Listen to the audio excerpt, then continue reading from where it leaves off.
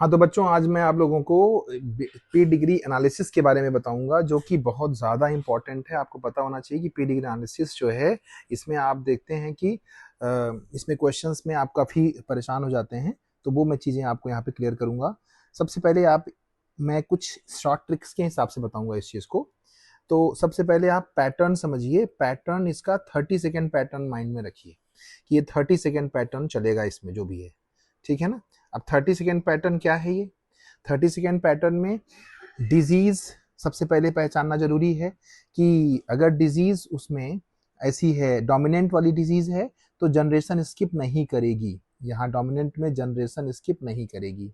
अगर रिसेसिव है तो जनरेशन स्किप करेगी। मेल के लिए अगर ये सब फटाफट समझना होता है। अगर आपको पूरे पेडिग्री में जनरली मेल ज़्यादा अफेक्टेड दिखें तो एक्स लिंक्ड रिसेसिव होने का चांस होता है।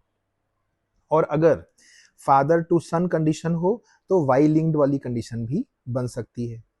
अब देखिए, x linked dominant, father affected है ना, तो सभी डॉटर अफेक्टेड होंगी जबकि सन सेफ होंगे एक्स लिंक्ड डोमिनेंट में। ऑटोसोमल रिसेसिव की बात करें तो कैरियर इसमें मेल और फीमेल दोनों होते हैं और दोनों कैरियर का हेट्रोजाइगस कंडीशन होती है, लेकिन ये दिखेगा नॉर्मली आपको दिखेगा, जबकि कैरियर के केस में आप साइन अपन ये दे सकते हैं। अब एक्स लिंक्ड रिसेसिव की बात करते हैं तो एक्स लिंक्ड रिसेसिव में फीमेल कैरियर होती है, बस मेल कैरियर नहीं होता इसमें। फीमेल कैरियर है, उसका साइन ऐसा बोल सकते हैं, बट ये भी नॉर्मल एनसीईआरटी दिखाता है।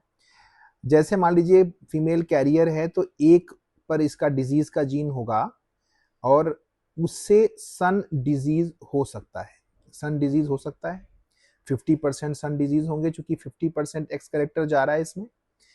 यहाँ पे 50% जा रहा है एक्स करेक्टर, लेकिन इसके पास एक्स करेक्टर 100% हो गया। क्यों? क्योंकि दूसरा वाई है, यहाँ पे पहला एक्स है। इफ फादर नॉर्मल तो डॉटर कैरियर, फादर नॉर्मल है और डॉटर यहाँ पे कैरियर हो सकती है या तो नॉर्मल हो सकती है। अगर फादर नॉर्मल है तो डॉटर यहाँ पे कैरियर या नॉर्मल हो सकती है। अब कुछ फास्ट ट्रिक बताऊंगा मैं आपको, इसके बाद मैं और चीजें स्पेसिफाई करूंगा। फास्ट ट्रिक क्या है? जैसे कि ये 5 सेकेंड तक के अंदर ही आप फटाफट समझ लीजिए, पेडिग्री को स्कैन कर लीजिए कि कैसे क्या किधर हो सकता है। पेडिग्री स्कैन किया आपने, स्कैन कैसे किया? डोमिनेंट है कि रिसेसिव है ना, वो पेडिग्री स्किप जनरेशन की वजह से जनरली। और X linked eliminate, father to son rule, ये एक्स लिंक्ड डोमिनेंट में हो सकता है, फादर टू सन रूल, है ना। ये फादर टू सन रूल हो सकता है, मदर टू ये फादर टू सन रूल जो होता है, इसमें कंडीशन क्या है? अगर फादर टू सन रूल भी बोल सकते हैं, तो अगर फादर को एक्स लिंक डोमिनेंट में जैसे फादर को डिजीज है तो डॉटर को होगी, सन को नहीं होगी, सन एकदम सेफ होगा। फादर टू सन रूल मतलब सन सेफ होगा यहाँ पे एक्स लिंक डोमिनेंट में। ऑप्शन एलिमिनेशन भी है, वो क्या है मैं अभी क्लियर करूंगा। सीक्वेंस देखिए आप, जो सीक्वेंस देख रहे हो आप, इसमें इसमें कंडीशन क्या है? सीक्वेंस ये फॉलो करना है आपको। वाई लिंक्ड पहले चेक करो, फिर ऑटोसोमल डोमिनेंट चेक करो, एक्स लिंक्ड डोमिनेंट चेक करो, फिर एक्स लिंक्ड रिसेसिव चेक करो, फिर ऑटोसोमल रिसेसिव चेक करो। अब ऑप्शन तो 4 ही आएगा ना मैक्सिमम, तो इसलिए ऐसे भी एलिमिनेट हो जाती है चीजें ऑप्शन एलिमिनेशन में। तो ऑप्शन एलिमिनेशन में एक बात मैं फटाफट बता रहा हूं आपको, वाई लिंक्ड है तो only father to son, father से सन में जाएगा ये, है ना। और यहाँ पर ऑटोसोमल डोमिनेंट, ऑटोसोमल डोमिनेंट का केस जो होता है, ऑटोसोमल डोमिनेंट में नॉर्मल वाले को स्मॉल ए बोलते हैं, और ऑटोसोमल रिसेसिव में डिजीज वाले को, सभी डिजीज वाले को स्मॉल ए बोलते हैं, ये ध्यान रखिएगा।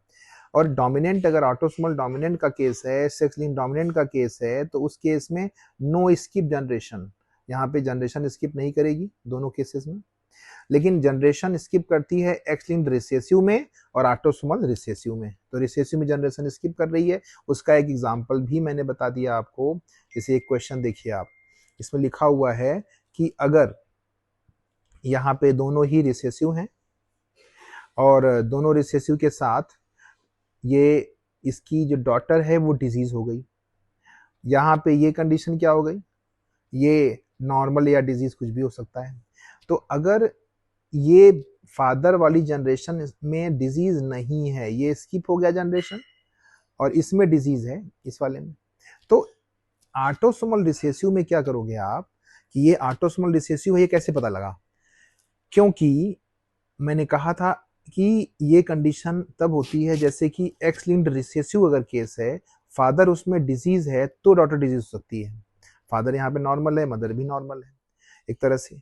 तो इस केस में क्या होगा कि ये जो डिजीज्ड है डॉटर, उसको आप स्मॉल ए लिखो। हमने कहा ना कि डिजीज केस में लिखते हैं स्मॉल ए। तो ये एक स्मॉल ए फादर से आया, एक स्मॉल ए मदर से आया, एक फादर से एक मदर से। तो इस तरह से दोनों का आपको जीनोटाइप पता लग गया, हेट्रोजाइगस। और जो चाइल्ड है वो हेट्रोजाइगस भी हो सकता है या होमोजाइगस भी हो सकता है। इस पैटर्न पे आप देख लीजिए। इसके बाद मैं आपको एक क्वेश्चन और बताता हूँ इसमें। मतलब ये पैटर्न बहुत फास्ट पैटर्न है समझने का, बहुत अच्छा पैटर्न है समझने का, समझ लीजिए आप।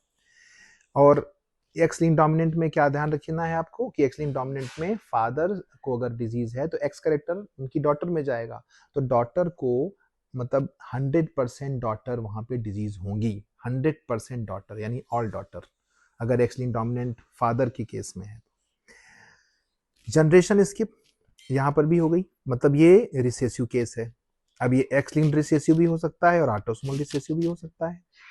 लेकिन अगर दूसरे केस में ये देखो यहाँ पे सन तो डिजीज है ही, डॉटर भी डिजीज है, तो अभी मैंने बताया कि एक्स लिंक्ड रिसेसिव में क्या कंडीशन होती है कि डॉटर तभी डिजीज होगी जब फादर भी डिजीज हो। फादर डिजीज तो था ही नहीं, तो इसका मतलब ये फाइनली ऑटोसोमल रिसेसिव कंडीशन आ गई।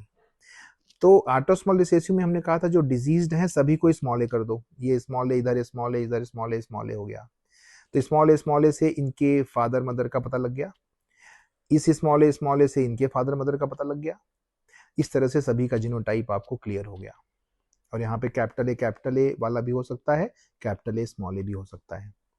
तो एक्स आर के केस में फादर डिजीज हो और मदर कैरियर हो तभी डॉटर डिजीज होगी, अदरवाइज नहीं होगी। अब मैं आपको बता दूं, इससे ज़्यादा आपको बाकी सिंबल्स वगैरह आ जाएंगे तो आ जाएंगे, बाकी इससे ज़्यादा नीट में कुछ आने वाला नहीं है। ट्रिक समझने के लिए ये बहुत काफ़ी है, इस पे से बेस्ड आपको क्वेश्चंस आसानी से बन जाएंगे। और बाकी और क्वेश्चंस मैं बीच में एक आध क्वेश्चंस भी और अपडेट कर दूंगा, है ना, बाकी ज़रूरत नहीं है।